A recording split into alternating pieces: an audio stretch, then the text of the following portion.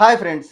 ఈ వీడియో చూసే ముందు మీతో ఒక విషయం షేర్ చేసుకోవాలనుకుంటున్నాను. ఒక విద్యావేత్త, ఒక మెకానికల్ ఇంజనీర్, ఒక సామాజికవేత్త, విద్యా సంస్కరణకారుడు, పర్యావరణ ఉద్యమకారుడు అయినటువంటి సోనం వాంగ్చుక్ కోసం మీతో విషయం షేర్ చేసుకోవాలనుకుంటున్నాను. ఇతను ఒక ఆదివాసి లడాకి భాషను ఇతను మాట్లాడేవాడు. చిన్నతనంలో 9 ఏళ్ల వరకు తల్లి దగ్గరే లడాకీలో విద్యాభ్యాసం చేశాడు. తర్వాత పట్టణ ప్రాంతాలకు వెళ్లి విద్యాభ్యాసం చేసేటప్పుడు అక్కడ భాష అతనికి అర్థం కాకపోవటం వల్ల ఇతన్ని చిన్న చూపు చూసి చదువురాని పిల్లవాడుగా భావించారు. అప్పుడే అతనికి ఒక విషయం అర్థమైంది. స్థానిక భాషలో విద్యాభ్యాసం జరగకపోవటం వల్ల విద్యార్థులు ప్రతిభావంతులు కాలేకపోతున్నారు అనే విషయం అతనికి అర్థమైంది. కాబట్టి స్థానిక భాషలో విద్యాభ్యాసం జరిగితే పిల్లల్లో ప్రతిభను వెలికి తీయొచ్చు, వాళ్లకు సరిగా అర్థం చేసుకునే పరిస్థితి ఉంటుంది అతను భావించాడు. సో దీన్ని బట్టి మనకు అర్థమవుతుంది ఏంటంటే, ప్రపంచం